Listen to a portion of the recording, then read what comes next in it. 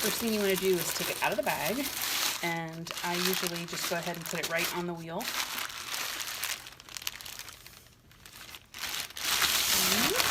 So what we're going to do is cut it into somewhat even pieces.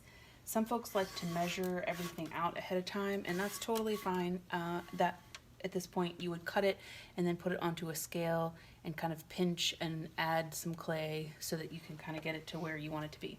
I do not do that because I like them all to be a little bit different. Okay, so I lay the wire tool approximately centered across here over the top, and then flip the block of clay over, and then I hold this side so it's not going to move, but I pull with the other side, and I usually try to keep it across from me. I find that the line is straighter if I have it over here. So then I just pull straight up, keeping my eye here so that I can make sure that it stays in the middle. If it's over here, I know it's not straight. Over here, I know it's not straight, but if it stays right here, I know if I pull straight up, it's going to stay straight in the middle. On this side, I'm not allowing it to not move, but I'm continuing to keep my hand straight. So when I pull this up, it comes all the way through, and then the line is straight-ish. As straight as it's going to be without being a little OCD about it. Okay, then I do the same thing on the side. So I lay the wire tool across the top, approximately in the center, hold the wire down, and flip it.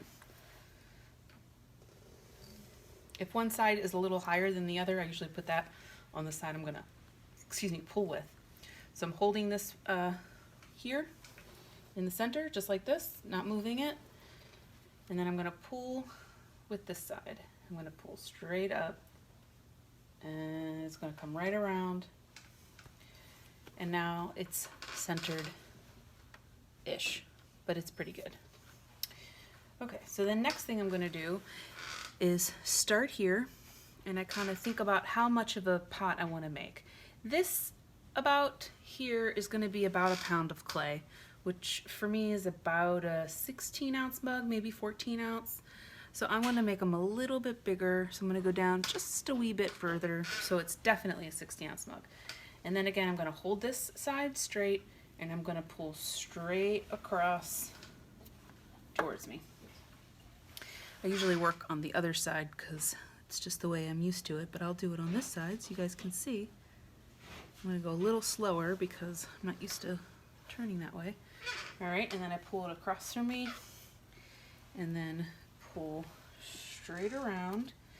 These pieces are not going to end up being exactly even if you were to stick them on a scale, but like I was saying earlier, they are pretty similar, so if weighing them out isn't that big of a deal to you, that you can go ahead and roll with it just like this. If you want them to be perfect, makes it a lot easier for doing things like measuring, or if you're doing a wholesale order or something like that, you really want to measure these things out. Further on the wholesale orders and measuring things, if you have a pug mill, it makes this a lot easier because they have a wire on the end of the tube, and so what you can do is as it's coming out, you can just measure how thick of the piece is and cut it off as it's coming out, and then you won't have to worry about measuring it. It'll just be the same every time. All right, so then I'm just peeling these off, picking them apart, and putting them in long stacks next to me. The clay right now is pretty good consistency as far as how much water is in it.